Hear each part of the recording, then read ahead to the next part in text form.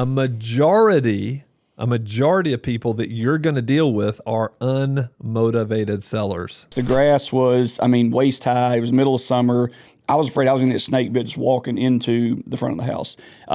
You could smell it. As soon as I opened my truck door, I could smell the house from the street. That's how bad it was. I tell my wife, I started in 2018.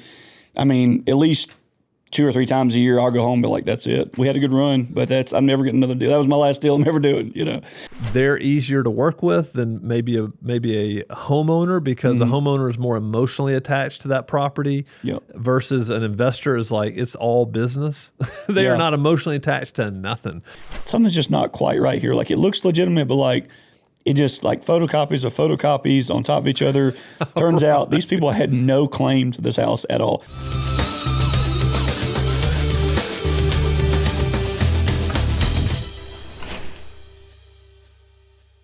All right, everybody, welcome back to another episode of the Evernest Real Estate Investor Podcast. I am one of your hosts, Spencer Sutton, and I have my co-host with me, Adam Hobson. Adam, welcome back to the show. Yes, sir. Good to be here.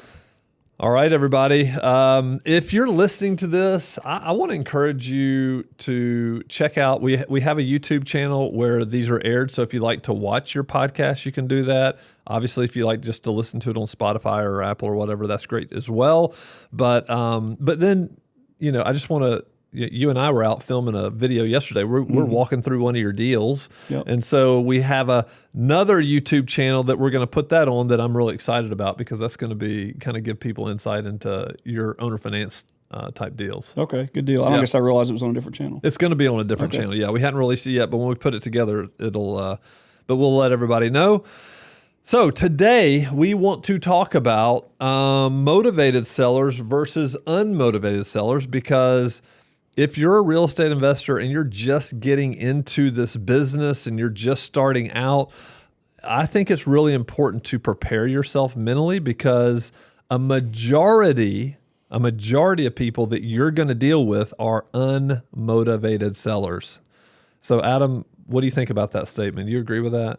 100%. Yeah, I would say you have to look at, not every market's different, but I probably have to talk to 50 people to get one who's actually motivated. Now, they may want to sell their house, and we'll get into all the, buzzwords or keywords you want to look for, but, they may want to sell it, but it's not really a motivated seller. Yeah. I remember back when we had our billboards up, we were getting 100 calls a month, and I think the numbers worked out. We made offers on probably 25 of those 100, so we disqualified a lot of them right off the bat. And then some of them were like, people are just calling to complain about our billboards whatever, or maybe a resident wanting to rent a property from us or whatever. But we'd make 25 offers, and we'd probably buy 4 houses a month. And that was just those were our numbers.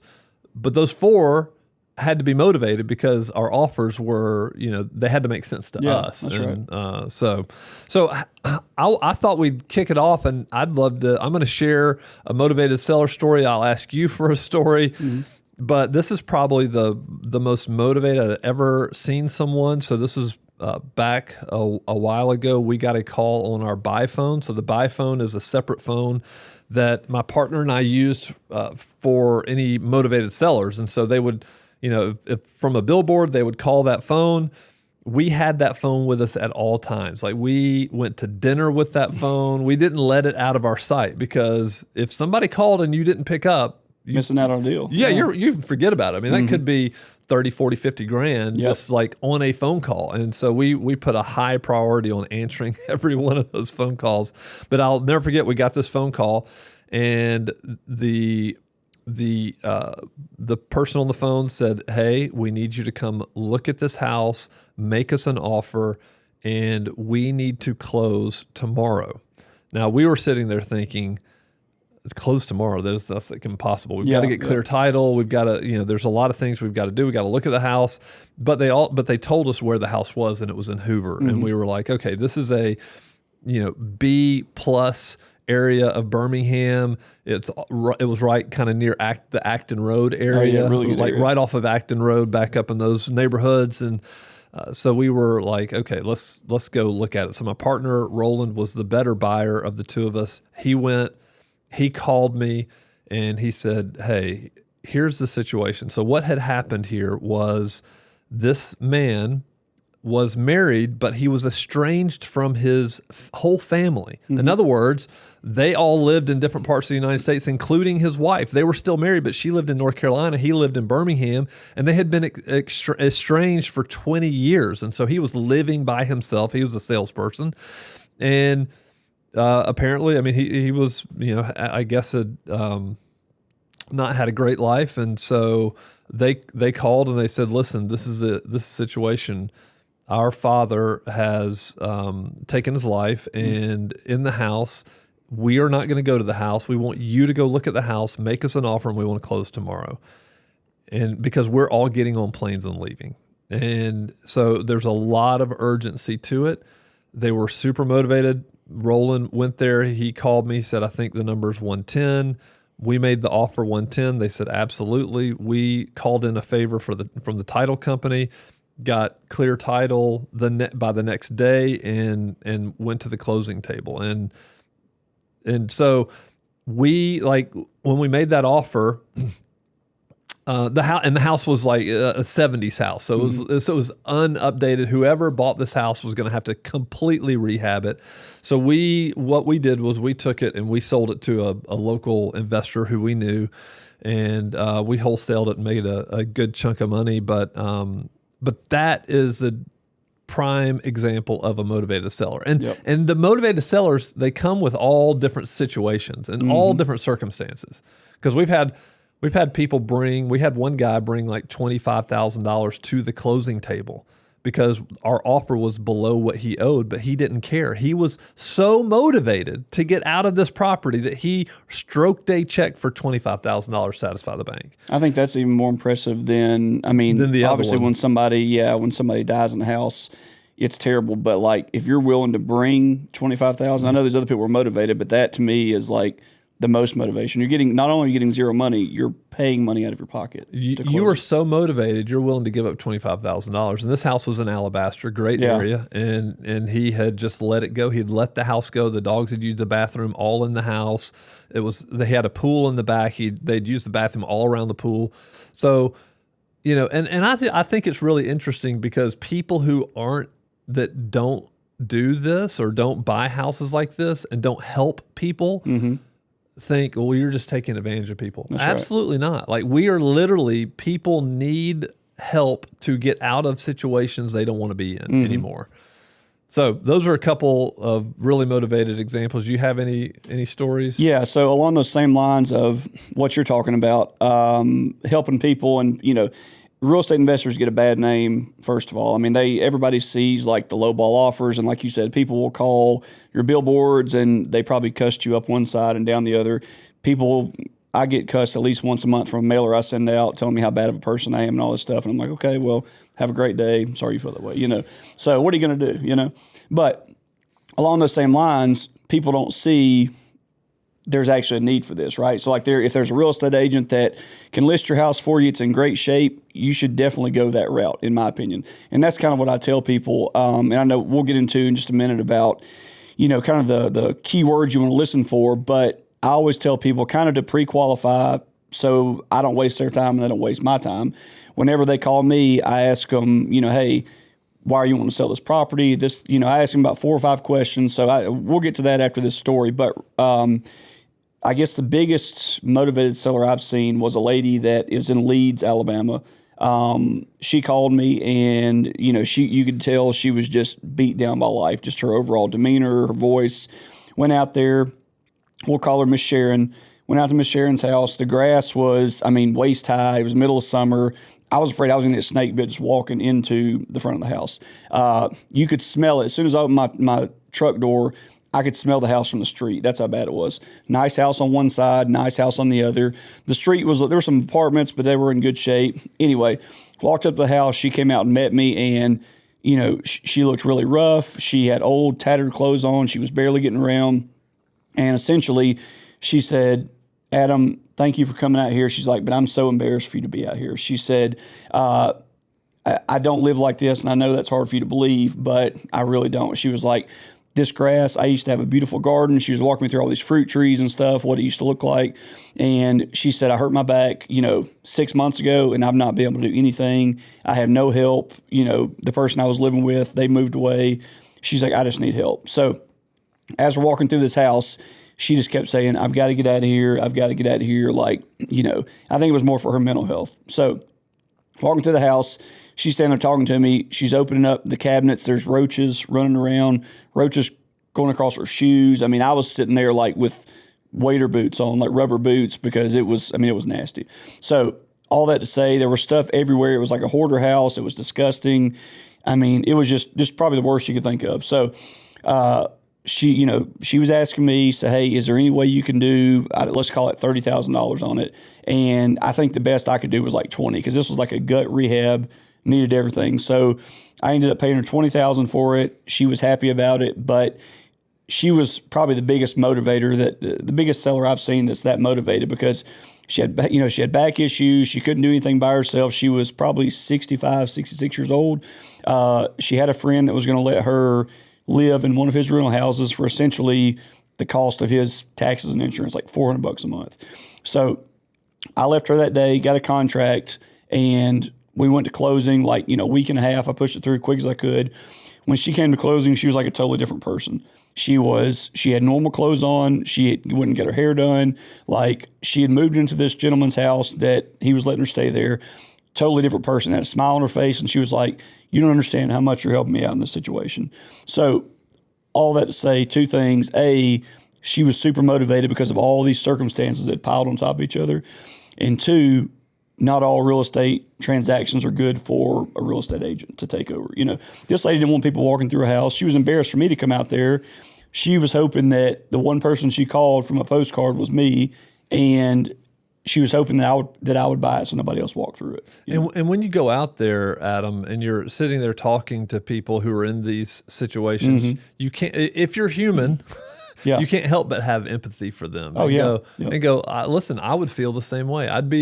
I can put myself in their shoes, even though my house doesn't look like this or whatever. Yep. You still want to have empathy for people and say, wow, that's because it's amazing if you do this long enough, the conditions of houses that you walk through and see, and you're just like, wow. Yeah. It's tough. I've made videos before, and I've said hey, where I'm talking to a seller and I say, hey, I wish I could pay you more. I've talked about negotiating. I said, I wish I could pay you more.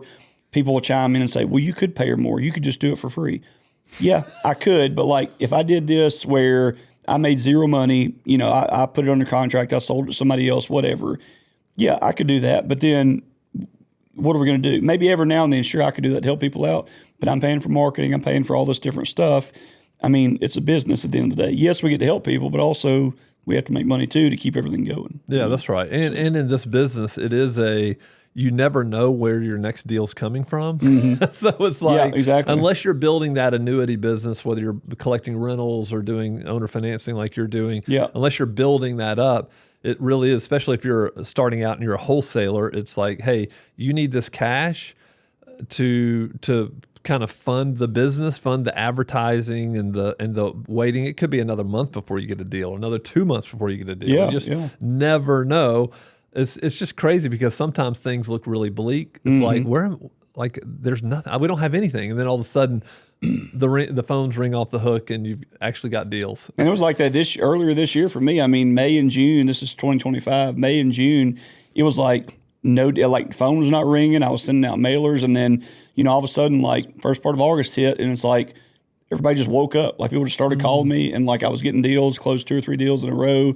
But yeah, it can get really, it can get dark, quick, especially when you're putting out money for marketing. Yeah, and what happens is in your mind, you just start asking yourself, is it over? Is anybody ever going to call me again? And you're like, crap, I need some more money. Well, so one thing before we get into the rest of this, I tell my wife, I started in 2018.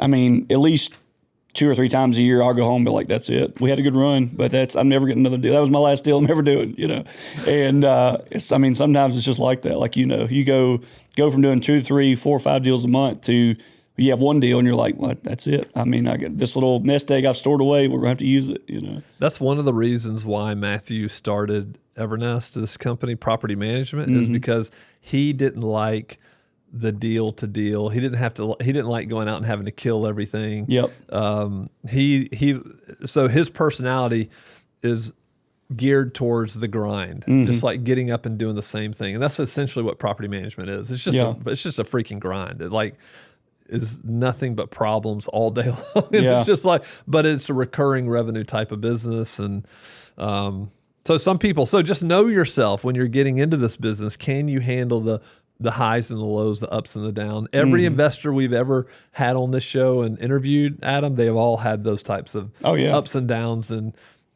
peaks and valleys. It's an emotional roller coaster. It is. 100%. It is 100%. Okay. So let's talk more about motivated sellers. So let's talk about how you are determining when somebody's motivated versus when they're not. We used to get on the phone and say, we would just ask them, what do you think your house is worth? How much do you owe? And what do you want for it? Like, we're essentially asking some very basic questions because if they said, well, I think my house, this is before Zillow, I think my house is worth, $250,000. We're assuming, okay, completely fixed up. Great. How much do you owe? Well, I owe $215,000. I'm like, okay, this is probably not going to be a deal for us. We are not. This is not going to. Well, and they're like, well, I need what I owe. I need my payoff, and we just tell them right there on the phone, hey, listen, this is not what we do. We buy houses at a discount, and you probably need to go the retail route. Even if your house is not perfect, you could probably maybe still sell it on the retail market. So we would turn down people all the time, because the motivation really wasn't there, unless it was like the guy who brought the big check. So how are you ascertaining whether somebody's motivated or not? So as soon as we get on the phone, whether they're calling from postcard, bandit sign, a referral, whatever it is, they'll say, hey, I got a postcard where, we buy houses, what it says, how does that work? And I'll say, well, we're typically looking for houses that are, need a little bit of work, that need to be fixed up. I said, first thing I always tell people, if you've got a nice fixed up house that's been remodeled in the last 5 years, like on HGTV ready, you need to list it with an agent. Sometimes people will stop me and say, okay, well, we have a really nice house. We've got this done, new roof, everything. We're weighing our options. And I said, okay, I would definitely suggest you listing with an agent for somebody that's going to live there, because any investor is we're doing it to make money, And most of the time, I probably get 15, 20% of calls are that same situation. People don't want to go the traditional route because for whatever reason, they don't want to pay commission. I don't know. They are going to be giving up equity if they sell it to an investor, but they don't want to give up commission. So that's kind of the first thing I ask. Hey, have you thought about listing with an agent? If it's nice and fixed up, that would definitely be your best route. And then, if they say, well, no, it definitely needs some work, and, we don't want to list it with an agent because, we don't have time.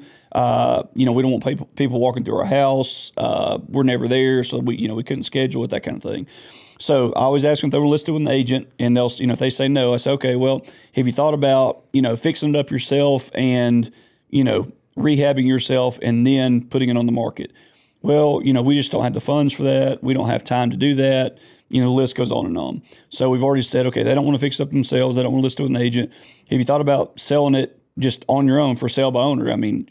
That's not the best route to go. You're not going to get as much exposure, but, that would be another option for you. No, we don't really want to do that either because we don't have time. Most time it's a time thing and a money thing. And then the last thing I'll say is, you could always rent it out. If you don't need the money right now, you could always do a little bit to it, maybe not do anything to it, rent it to somebody until you build up some money to fix it up and then sell it. We don't want to be landlords, so all that to say, I kind of run them through all their options. And then the last option, like number 5, I say, okay, so you're definitely selling it to an investor is what you're telling me. Yes, we're definitely going to sell it to an investor. So after I've run through all their options, I don't want to get to the closing table and somebody to say, well, I never knew that was an option to rent it out, or to do for sale by owner, put it on Zillow. I never knew it was an option. You'd be surprised how many people have never sold a house, don't know anything. Wouldn't know how to get in contact with the agent. As much marketing goes out there, there's just some people that don't know how to sell a house. Sometimes they'll tell you that, hey, Adam, I've never sold a house. I don't know what to do. I think some people may even be intimidated by it, right? Oh, yeah. Especially when you think about a bunch of people coming and walking through your house and looking at it. Don't you think? I mean, so essentially what you're doing is you're disqualifying people with those questions or qualifying them, getting them to try to disqualify themselves and say, oh, yeah, well, that's right. Maybe I should rent it. Yeah. But most people who are calling investors have selling on their mind. That's what they want to do. Yep. And some people I'll ask them, well, hey, have you thought about listing with an agent? Well, actually, it's listed with an agent now, but it's not selling. So then that automatically tells me they want too much for it or it's not a good deal. So if they say that, I'll pull it up on Zillow or whatever. I'll look at the pictures, and typically they want too much money for it because they're underwater or they just have unrealistic expectations, Yeah. I'll tell people all the time, hey, I can come out and make you an offer on it, but you're definitely going to get more money if you list it with an agent. So after all that, if I find out, and it takes a lot less time than me and sitting here explaining it to you on the phone, maybe 1 or 2 minutes to explain all that. And I'll say, well, tell me a little bit about the house. And they'll tell me, it needs this, it needs this, it needs this. Or they'll say, just come look at it, come make me an offer. They won't tell me anything. You've probably had people like that. Won't give you anything, like what they're just closed-lipped about it. So those times there's not really much you can do about it. You got to go take a look, or if you don't think it's worth it, you don't. I go and look at everything because you just never know, When you say you go look at everything, why do you do that? Do you do that because, and you say everything if they've gone through all the questions and they still want to sell it to an investor. Those are the people you're going to look at it. Yeah, I mean, sometimes I'll go, like, if somebody won't tell me, because I always ask them, like, what do you want for the property? And then I just shut up. I mean, it's a very awkward silence. A lot of people can't do it. I'll sit there for a minute to 5 minutes. I won't say anything. And then you'll hear them say, him and back hot. Him hawing. Him hawing. There you go. That's a good Southern slang term. Him hawing. Yeah. You'll hear people like negotiating with themselves back and forth, like trying to see what they want to pay or how much they want for it or whatever. And sometimes they'll say a number. Sometimes they'll say, come out and tell me what you'll pay for it, So anyway, all that to say, I'll go look at anything. If they don't tell me any details about the house, they don't tell me what they want, I'm going to go look at it regardless. Sometimes, even if they want like retail, but just kind of getting a feel for them, if you think that they're going to be flexible, I'll go and take a look, because I've gone out sometimes and they won't tell you. They'll say, well, this house is X number of years old, needs this, needs this, needs this. But they don't tell you it's sitting on like 7 acres of land. You can look up the parcel, but it may show a standard quarter-acre lot, but they bought all the property around it. So adding 7 acres is going to add a lot more value to it. So if they want, a little bit less than retail, but it's got 7 acres, maybe I can make something work out of it. So you just never know. That's why you want to go look at them. Yeah, that's right. You just don't know the bonuses that may come with it.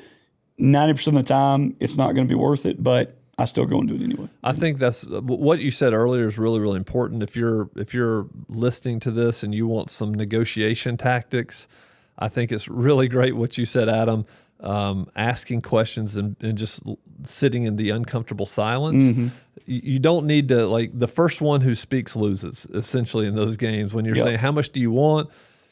What you're asking them to do is negotiate against themselves. Essentially kind of throw a number out that gives you a baseline. And some people won't do that, which is fine. But if you get them to, at least they give you a baseline of like, and if they're serious or not serious, or if they've thought about it. A lot of times if they've even spoken with other people or gotten other offers, they'll have something in mind. Well, I have an offer for 100 from this person.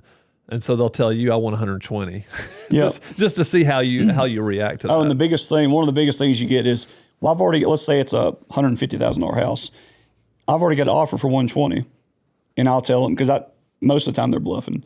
They'll say, well, I've already got an offer for this. And I'll say, well, you should definitely take that offer, because I would call them back. Because I promise you, I'm not giving you that I would say, I'll typically be around 80. I'll typically give people a ballpark on the phone. And I'll say, look, if I'm within this ballpark range and you think you can, and it'll be a huge range. Like if it's a $150,000 house, but it needs a full rehab, I'll say, I'll be somewhere between $40,000 and $80,000. I just don't know because I haven't seen the house yet. If you're within that range, I'll be glad to come and give you a look. I can give you a price that day, So stuff like that, sometimes they'll hang up on you. Sometimes they'll say, well, let me think about it. Sometimes they'll say, yeah, I'll be in that range. Come take a look, So if you get them within that range, if I told them I could give you 40,000 for it. They may hang up on me. If I say 40 to 80 and I know I could pay 60, 65, you're kind of in the middle and probably can make a deal. Yeah, that's right. You're kind of letting them know, hey, you really what you're trying to do is just get there and get a hard number so you can give it to them. Have you ever I'm thinking about negotiation. Have you ever used any kind of scarcity in your offers? Like, hey, listen, I'm buying 4 houses this month, or I've already bought 3 and I've got room for 1 more.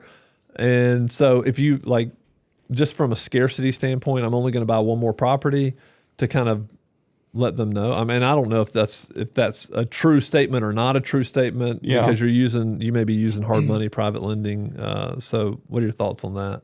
I don't. And to be honest with you, it sucks when you give them a price because they're going to go shop it. Yeah, right. And it really stinks when you spent so much time with the seller, because people talk about all the time building rapport, which is it's great. You need to build rapport with people. Some people say, well, they'll take a lower price just because I've built great rapport with them. I've never really had that. I mean, sometimes, every now and then, but for the most part, people just want to, they'll shop your offer around, So what was your original question? I'm sorry. Just have you, just talking about using scarcity, like, hey, listen, I'm going to only buy 4 houses. I've already bought 3 and I've got room for 1 more. And so if you're interested, I want to come make an offer, but I might not be interested in another week. I don't tell people that. I know people that will go in and they'll make an offer. They'll leave them with an offer that day, which I leave everybody with an offer, but they'll say this is only good for 24 hours. That's it. They'll turn around the door and say, almost like an intimidating way, when I leave this, when I've heard our friend Brian Miles told me about this from a fellow investor guy, that'll turn around the door and say, hey, when I leave here today, that offer is no good. So I'm going to wait in my truck for 15 minutes. You can let me know if you want to move forward or not. Oh, wow. That's some pressure right there. That is. I don't think that's the right thing to do. I mean, I get what they're doing, but at the same time, I don't want to threaten. I don't want to intimidate.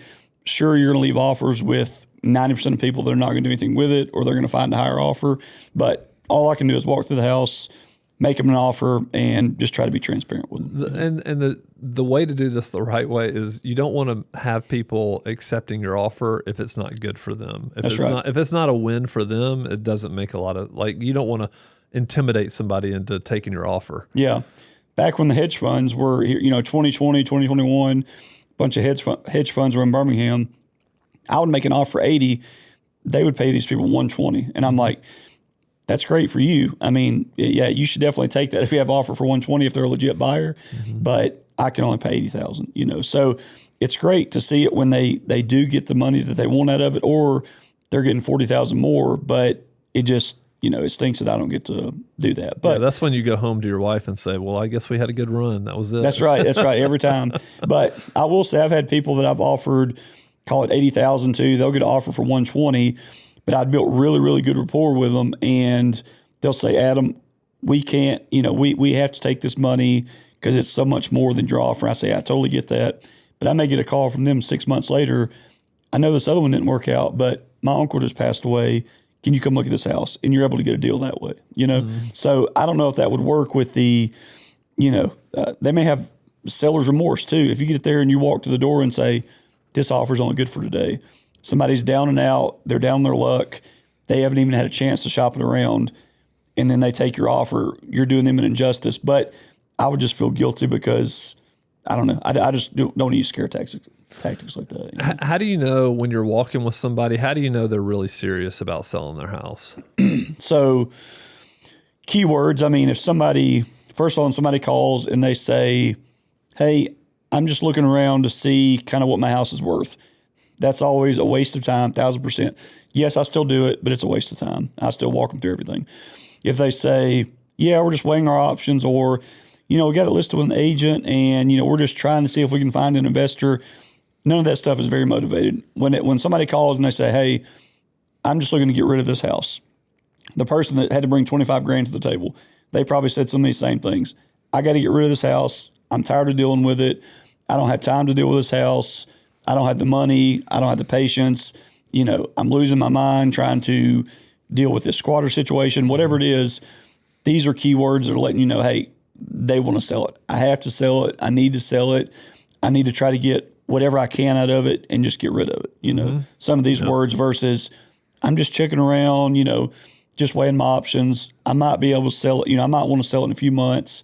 That's not very motivated, you know? Yeah. I think from the lens of, if you've ever had calls from an investor, right? So we used to buy from tired landlords as well. Like, these landlords had enough. They probably didn't know what they were doing when they got into it, and now they've got 4 or 5 houses, and 3 of them aren't paying rent, and you know they've got deferred maintenance on all the properties, and they're like, "Holy crap! I didn't realize." Probably overpaid when they first bought it. Yeah, probably overpaid when they first bought it. I didn't realize what this was going to be like, and so I need help. Now, those people are motivated. Whether they can do anything about it or not, that's a whole separate issue, just based on what they paid for the property and how long they've owned it. But we used to buy things from landlords who had kind of run their course. Maybe they'd owned the property for 15, 20 years, and they were like, hey, I'm just kind of ready to move on and do something else, and bought packages that way, had friends that bought a lot of houses that way. You can even do sometimes owner finance type stuff that way. Seller finance, where they're willing to hold the note on it, and you just pay them over time based on the rents that they have. So that's a really confident landlord. Yeah. If that's willing to do that. And a lot of times too, if it's somebody that's got, it could be the situation you're talking about where they've got, you know, let's say they have 2 to 5 properties. They overpaid for all of them. You know, maybe they didn't have a property manager pushing them the right way, telling them the truth about things. They were just trying to get their business. They overpaid for stuff. Sometimes those are they're easier to work with than a homeowner or an individual, because if a investor's underwater on one property, if they're able to buy 5 properties, a lot of times they may be successful in other areas. So they could probably afford to bring $5,000, $10,000, whatever it is to the table. Now, they don't want to do that, but they could probably afford to. But I've got one right now under contract that's at closing that it's the same thing you're talking about. It's an investor. They probably overpaid for it like 10 years ago. They rented it out, never did anything to it, and we're literally buying it for payoff. Like, I think I put it under contract for like $22,400. They sent me a new payoff yesterday for like $21,600. So I'm like, well, now the price is going down. You know, like, I may have to push this title process off a little while till next month. Maybe it'll go down some more. Right, that's right. Yeah, when they pay the next note. But anyway, so yeah, they're willing to take payoff on it. But, you know, like you said, they had rent. They probably didn't put any money into CapEx. They might just want to, you know, break free from it, break even, and be done with it, you know? Yeah, this is a situation we see a lot of landlords get in when they don't, especially out-of-state people who are buying out-of-state. They don't really understand the areas. However, and I agree that typically they're easier to work with than maybe a homeowner, because a homeowner is more emotionally attached to that property versus an investor is like, it's all business. They are not emotionally attached to nothing. That's right. It is like, this is a business decision. Let me cut ties and move on. This homeowner is like, oh, well, I know this house has got to be worth more than that. It's got to, and you're like, no, it's not really, actually. But trying to convince them of that is very, very difficult. The only thing I'll say with investors, sometimes it's always their first house they bought. That's always the issue. It's like they may have sold 15 or 20 houses out of their portfolio, but that first one, they want top dollar for that thing. It's like, it's just like a mindset thing. Like, hey, this got me into real estate. This is like my, you know, probably the first one before they had property managers where they did everything themselves. Some people, not everybody. Yeah. But that's the only time I've seen landlords super emotional about, you know, or emotionally attached to one. But you're talking about here in some of our notes as far as divorce, job relocation, medical bills, probate. Did you run across any of that when, I'm sure you did, divorce situation specifically? Did you have that where 2 people came together and they were like, look, we're getting a divorce. We just got to get rid of this thing? Yeah, I don't recall too many divorce situations besides that estranged one that I've already talked about. And again, Roland was doing most of the buying. I did most of the disposition. I would sell them to all of our investors. But typically, or at least in our experiences, if you had somebody that's getting a divorce, unless they'd owned the home a long time, they usually owed too much on it, right? So they usually, if it's a $300,000 house and they still owed $225,000 or $250,000 45 on it, we probably weren't interested in buying it actually. So what about you? You seen that? I've had one divorce where it was in Pinson, Alabama, and I was negotiating. It was a pretty messy divorce. I was negotiating with the lawyer of the wife and the lawyer with the husband. Now the husband was like, I don't want anything out of it. I don't want anything to do. Like, he still had all of his stuff there, cars and all kinds of stuff. But the wife was the one taking care of it. So it was me and her lawyer going back and forth and on price and everything. So we ended up closing it. And this was probably a year and a half into wholesaling. And I was like a nervous wreck because I'm like, I'm talking to lawyers here. I don't know what I'm doing really. You know, I mean, I know how to do deals, but like, you know, I'm only 12, 15 deals into this thing. I'm relatively new into this thing. So, I mean, I was just transparent with her and just telling her, like, because I think I actually used hard money for that one because I was telling her I'm going to buy it. So I'm like, I'm going to have to buy it, you know. So I think I used hard money for that, and I just immediately sold it after I cleaned it You out. wholesaled it? Yeah, well, it was a wholesale, but I actually closed on it because of the situation. And then, like, I already had a buyer lined up for it, but I actually closed on it, and then, like, 2 or 3 days later, I sold it, you know. So I just used hard money for a short period of time. Yeah, so Pinson, like a $150,000 house? Like Yeah, I was like 150. I didn't make like probably 10, maybe 9 or 10 grand on this. Yeah. It was a lot more trouble than what's worth. It was like months of talking to these people, but you know, there again, you learn so much going through some of these deals you don't make. People were like, well, $10,000 is a lot of money. It is a lot of money, but when you spend like 8 months on it, per your time, it's not really a lot. It's not a lot. However, it's a great learning experience. It is, for sure. That's what I would say. If you're listening to this and you are like just trying to do your first deal, just understand your first deal may not be incredibly lucrative, but it can be a great learning experience. It's like the more you are able to sit down with people, have conversations, recognize these things that we're talking about, the motivated seller language, you know, going through a divorce, lost a job, have health issues like the woman you were talking about. You know, she was down on her back, those types of things. As you're listening to that, you can have empathy, but you can also pick up on, hey, these are seller signals that I need to be paying attention to. The more you do that, just the better you get at it. And the better you're going to be able to smell out if somebody is motivated or not motivated. Yeah, I mean, the first 12 deals I did, so I did one deal in 2018. 2019 is really when I consider that I started. I did 12 deals that year. Those 12 deals almost killed me. Like, and I'm talking about I made like $1,500 on one, $3,000 on another, you know, and then I made some good, I think it was like $75,000 total out of these 12 deals, which, you know, 12 deals when you were doing it, I mean, you were talking 40, 50, 60 grand spreads on some of these, you know. So 75 grand for like 12 deals. But I learned so much off those deals. I mean, every one of them had title issues, squatters, divorce. I mean, I was like, I don't know when I'm ever going to make any real money, you know. But did you still have your were you still doing mechanic work at that time? No, so I'd quit like, you quit before that. I'd quit before that. I was selling on eBay and Amazon full time. Okay, yeah. gotcha. So I was just doing this. I'd worked for myself for 5 years already, but okay, gotcha. I was still doing other stuff, shipping out 40 items a day on eBay and Amazon. Getting up on Saturday nights and putting up bandit signs. Oh yeah. During the week, you know, getting up at 3 a.m. so that I could ship out all this stuff before FedEx got there, and then putting out bandit signs on the weekends, 100 bandit signs. I mean, it was like one eye open all the time, just driving down the road, just exhausted. Do you know what we call that? What's that? We call that a hustler. That is, yeah. That's a hustler. That's what you got to do, right? Yeah. It's your freaking hustling to figure it out, and before you know it, you give it a year, 2 years, all of a sudden you get a little bit of momentum. It's like everything good in life. It's like consistency over time usually wins. Yeah.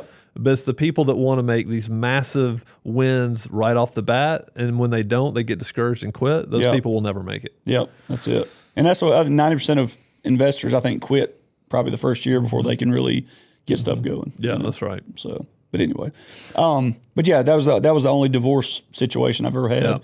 Yeah. What about probates? And I mean, I've had issues with Medicaid liens. Have you had issues with that kind of thing? We had different liens and different things on the house, but we didn't have. I'm trying to think. We didn't have anything that was too complicated, from what I recall.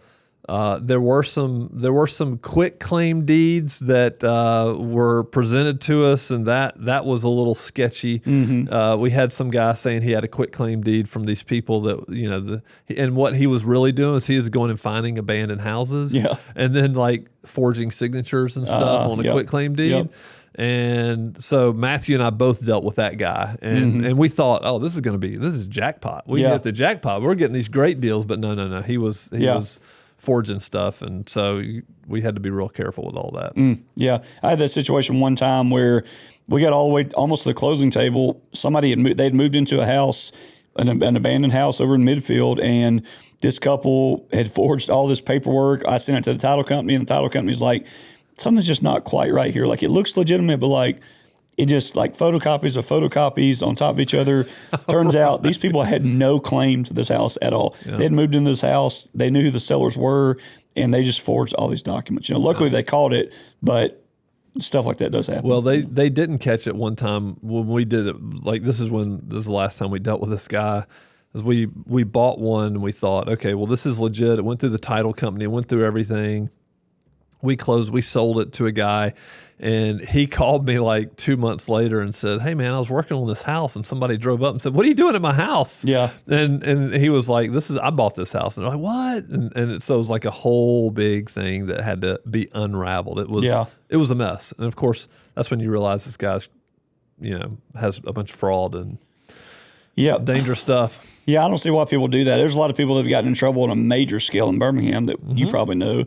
And I don't know how they're still around, but some of them aren't. Some of them went to jail. We know some people that went to jail. Yeah, and, but the lesson is if you like conduct business with integrity, you'll be around for a long time, right? That's right. We've got friends that have been around for a long time because they just do everything the right way. Yeah, and other people who, in my opinion, are greedy for money will try to cheat and steal and do everything they can to get more money, and then they end up burning out and have to go do something else. We actually had a guy here in Birmingham who was doing that. I mean, he was doing all kinds of shady stuff. Well, listen, he built this $1 million house and for himself. Well, yeah. Sorry, it wasn't an investment. It was for himself and his family. And we happen to my family happened to know him and his family. Yeah. And I just remember when he got run out of town and moved back to Utah. Yeah. I was like, well, I saw that coming from a mile away. Yeah. I saw it coming 2-3 years before anybody else did because I knew what this guy was doing. Yep. And everybody thought it was so great, but he just screwed a ton of investors. And so. Yeah, unfortunately, there's a lot of people like that. Yeah. But I guess as far as to kind of bring it back to motivated sellers, anything else that you would add? I mean, I kind of walked through, kind of the questions I ask. I mean, y'all basically just ask a few questions and then that kind of determined your motivation. But when you went out there, would y'all go look at anything, or if they were unmotivated on the phone, would you just bypass it and say, okay, well? Yeah, if they didn't show motivation on the phone, we weren't going to look at it. We were like, no, we get too many leads. We were getting 100 leads a month. And so at one point 100, I mean, I'm sure it fluctuated, but we would just pass on it. And we were really looking for those people who demonstrated the ability. And we would tell people, hey, call us back if anything changes, right, with your situation, because our offers, what do you want for the property? Well, I want 150. Yeah. And we're like, well, you just told us it was worth 175, so we're not going to be able to get there. However, if something changes and you want us to come out and look at the house, because our number is going to be a good bit below that, then give us a call. We'll come out and look at it. But we weren't going to about to waste our time doing that. So I've got one. When I say I go out and look at everything, I've got one that I'm buying now on Friday. I'm gonna owner finance it to somebody, but I'm gonna pay cash for it. This lady called me off of a bandit sign in Bessemer. She said, I was asking her how much she wanted for it. This is in Bessemer. I mean, ARV is probably 120, 130, totally fixed up.